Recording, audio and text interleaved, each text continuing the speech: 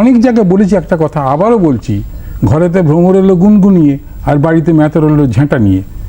এর যে তফাৎটা কিন্তু মানুষের কাছে হচ্ছে না। গান পড়ে না, গান জানে না, কাজে উদ্ভাবনীর দিকটাকে নিশ্চয়ই বলতে পারতো নির্মাণ।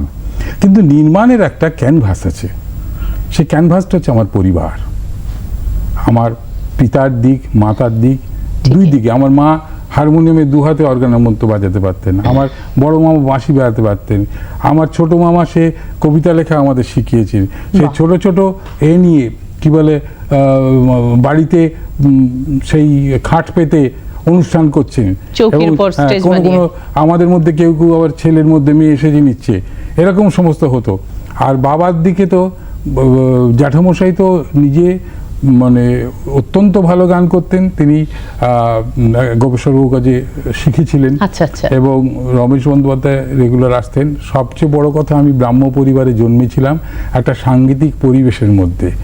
কিন্তু আমার যে আমি কোনোদিন নির্মাণ করব এটা কিন্তু অনেক পরে। এটাই সঙ্গীত শিল্পী হিসেবেও তো পেতে পারতাম আপনাকে। একজনের নাম বলতেই হবে। আমাদের পরিবারের মধ্যেই সাংগীতিক পরিবেশ থাকা সত্ত্বেও আমার যে বড় ভাই অরিন্দম বন্দ্যোপাধ্যায়, এখন সে উপনিষদ পড়া তার, আর মার্কসিজমও তার পড়া।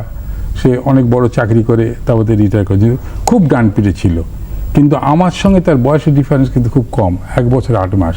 সে ফুটবল খেলা থেকে আরম্ভ করে বাড়ির পাঁচিল টপকে পালিয়ে যাওয়া থেকে সব আমাকে সঙ্গী করবে, এই ছিল।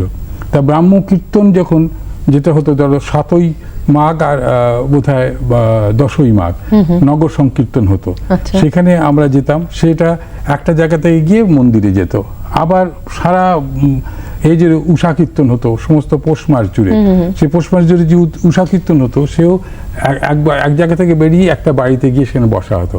তা সেই জন্যে ছেলে বয়সে আমরা ওই নিয়ে খেলা করতাম, আমি আর দাদা, যে চল দাদা কীর্তন নিয়ে আসি।